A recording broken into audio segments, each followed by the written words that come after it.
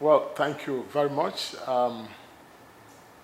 First and foremost, it depends on what angle or what side you're coming from. But for whatever it's worth, we have reason to celebrate Nigeria at 60 because we still have a nation that we can call Nigeria. So for the unity of this country, we say bravo, and I say happy independence to all Nigerians. But if you are speaking in the other relating to politically or economic issues, then we have a lot of questions and answers to give. And that's to say that we still have a lot of challenges. We're not there yet, definitely. And we know we're not there. Well, let me say something to you that might be of interest, and which most Nigerians don't seem to have fathomed. In the first place, we took over independence from the colonial masters without a direction. And so democracy came to us like a wild wind, very much unlike our culture. We borrowed what we don't know and we practice the way we practice it. So democracy brought for us more of sentiments rather than issues. And people who are now called politicians are not necessarily those who want to offer service to the nation, but for those who are thinking of what they can do for themselves. So you have to look at those issues and understand that democracy is not our thing. We're still in the learning process. But we have accepted that democracy is the best form of government, but definitely it has not produced for us leaders yet. Because a lot of sentiments goes to play as to how you choose your leader, and it takes a good leader to produce a good result. But that is not what we have. In Nigeria, democracy and politics is decided by sentiments of where you come from, what religion, and what tribe are you. So we choose people not necessarily because they have something to offer, but because of the sentiment that surrounds the circumstances. So it's a lot of things that we really have to address before we can now talk about whether we have done well as politicians or not, or politics have done well in Nigeria.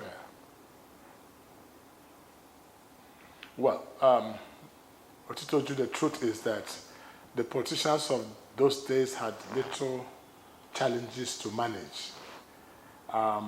Nigerians then, in the 1960s, were basically a very small nation with less than 100 million people. And so they had very little group of challenges to manage with.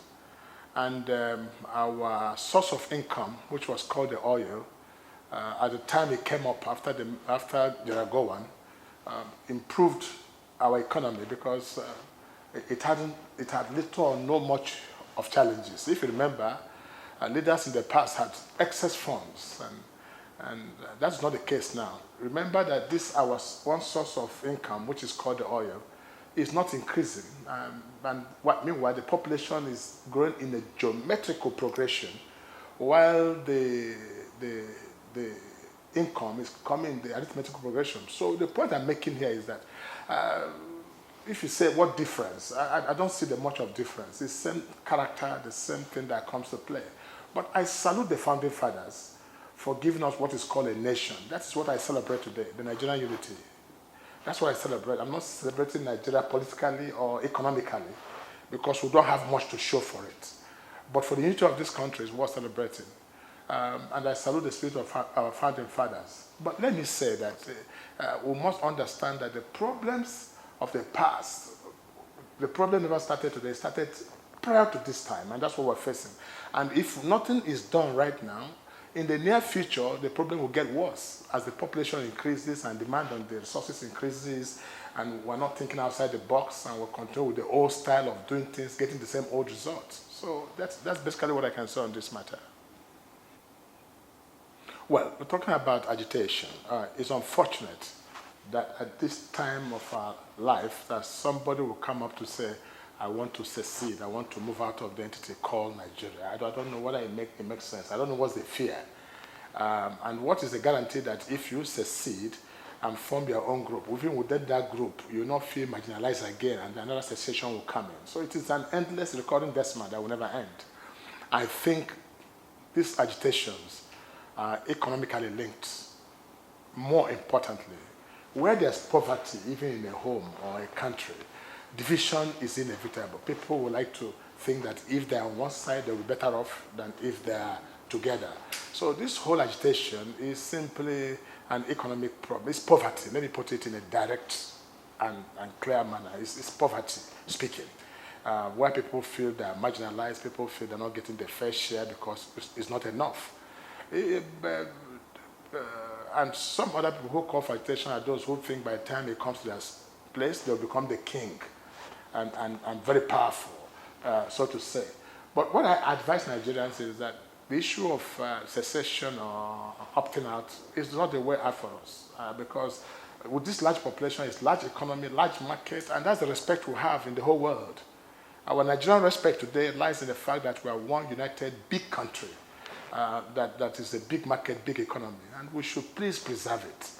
Because the danger of division, when we shall be referred to as a small country within a small country, if you know the pains of what small countries are going through, nobody will even speak of secession. So what we need to do is that political leaders must come together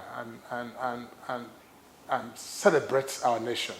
For me, it pains me that every year we talk about low-key celebration. Why should we have a low-key celebration, for God's sake, for a nation like Nigeria? We should make a big, today should have been a day to show patriotism. Today should have been, all the streets should be busy with people celebrating, showing that we have a nation without alcohol hours. But, we talk less of Nigeria. We talk more about the problems surrounding Nigeria. That's the issue we have. So unity is the best option for us. And to keep it, the political class must show the lead. The leaders must show the lead.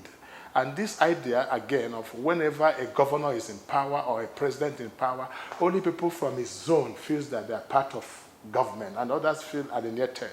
This is also another problem. So leaders must show magnanimity, accommodate all, and give everybody a sense of belonging. That will also ensure unity of purpose in our nation. 10 years, a great Nigeria.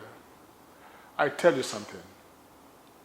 Nigeria has gotten to the point of either will succeed or will get destroyed. That's where we are right now. But I still see at the dark end of the tunnel a light coming up that will salvage the situation. So the best thing to do, and what I say for the future, is that Nigeria as 60 should be dedicated to the youths. I mean, let's face the fact. The challenges we have today, be it Boko Haram, be it kidnapping, be it herdsmen, agitation by IPOB, it's all youth that are all involved. So let's dedicate this Nigeria as 60 to our youths with a view to handing over the baton in no distant time, because the greatest legacy we can give to our subsequent generation will be that of unity. So Nigerians, I assure you, please celebrate Nigeria wherever you are. If possible, from today, the 1st of October, try and get a piece of cloth, white, green, white, green, white, green, and put somewhere in your office, put somewhere in your car. It's a sense of nationhood. Since there's no other country we can call ours, and there's no other place we can feel at home than this country called Nigeria. Just this afternoon, as I was coming for this interview, I saw a young man with a flag right on top of his car. And I just applauded him and said, this is a Nigerian. Despite the challenges, despite the poverty, insecurity, problems we have, let us learn to celebrate this country. Speak more of how great our nation is than to speaking down on our nation. I think there's positive statements that can help our nation. Nigeria is not finished, and Nigeria can never be finished. So let's give hope to the generation yet unborn. Let's give hope to our youth and let them know that this country will get better and better. So 10 years to come, you'll see a great Nigeria that will be worthy of emulation by other nations. I have not lost hope at all. My people, my people.